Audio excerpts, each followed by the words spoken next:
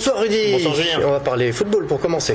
Bien évidemment, une info transfert, même si c'est pas vraiment la période. Cela ne fait plus aucun doute à une partie des cadres de l'Olympique de Marseille quitteront certainement le navire en fin de saison.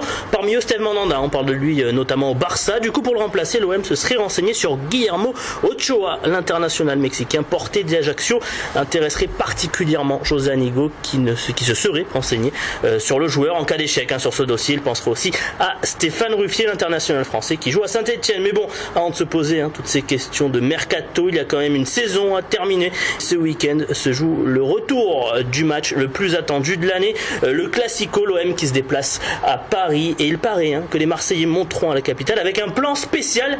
Écoutez-les plutôt.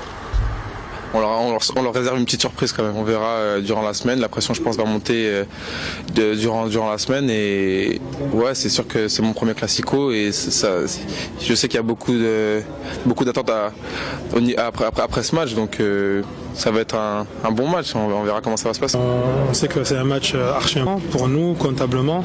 Et aussi pour tout ce que ça représente pour les supporters. Tout l'enjeu qu'il y a autour. Maintenant, on y va quand même sereinement. On sait qu'on a à faire valoir des qualités.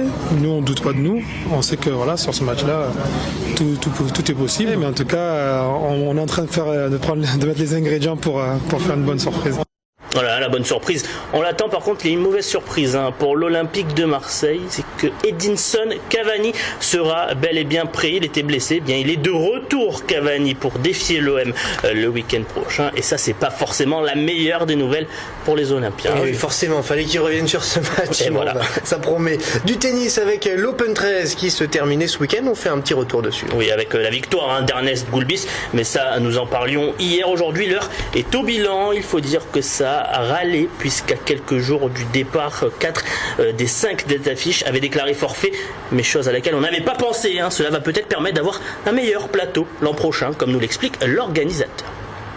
Quand je reviens sur ce délicat départ, le sentiment, c'était pas un sentiment même d'aigreur, de déception, c'était plutôt de la tristesse. On était tristes.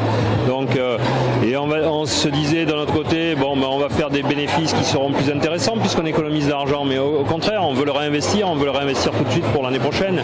C'est pas notre objectif. Notre objectif, c'est on est philanthrope non plus, mais notre objectif vraiment est de donner du plaisir et de faire un événement où toutes les populations vont se retrouver.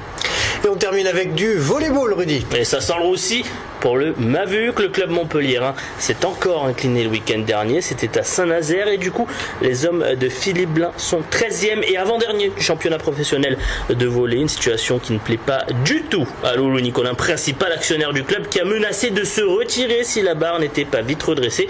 Je vous laisse écouter la réaction de l'entraîneur à ses propos. C'est sur le plateau de Sport Sud présenté par Jean Brun.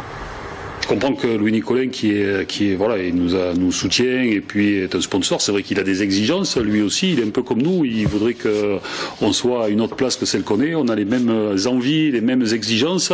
Au jour d'aujourd'hui, c'est ce que j'ai dit. Nous, on fait le maximum pour essayer d'aller chercher la victoire pour rester en haut. Et voilà, on donne tout ce qu'on a. On y passe tout notre temps et notre énergie. Je dirais que c'est pas la priorité. La priorité, c'est vraiment d'être tous les jours avec les gars sur le terrain, travailler pour faire avancer le niveau de l'équipe pour pouvoir sortir le club de ce moment très difficile.